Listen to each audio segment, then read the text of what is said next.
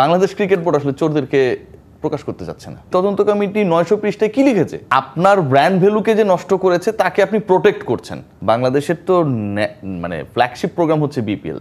সেই বিপিএল নিয়ে আসলে বাংলাদেশ ক্রিকেট বোর্ড কি করছে সেই ব্যাপারগুলো নিয়ে আমরা কোনো ক্লিয়ার ইন্ডিকেশনস পাই নাই। বলা হয়েছে এটা অ্যালেক্স মার্শাল দেখছে।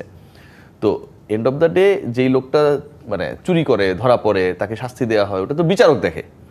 পাবলিক তো জানে যে অমুক লোকটা চোর নাকি।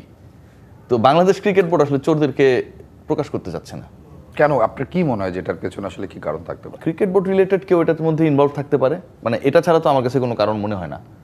নাহলে আপনি কেন হচ্ছে এদেরকে প্রকাশ করবেন না যে অপরাধ করছে, ক্রিকেট বোর্ডের রুলস মানে নাই, বাংলাদেশ ক্রিকেট বোর্ডকে বিতর্কিত করেছে, গত বিপিএলকে বিতর্কিত করেছে। মানে আপনার ব্র্যান্ড ভ্যালুকে যে নষ্ট করেছে তাকে আপনি প্রোটেক্ট করছেন। ইন্টারেস্টের জায়গাটা কোথায়? আপনি তদন্ত কমিটি করেছেন, তারা রিপোর্ট দিয়েছে, তাহলে তো ওই তদন্ত কমিটিও কোনো গুরুত্ব বহন করে না, গুরুত্বহীন হয়ে গেল। তদন্ত কমিটি যদি রিপোর্ট দিয়ে থাকে, সেই তদন্ত কমিটির রিপোর্টকে কি আপনি কি উপেক্ষা করবেন?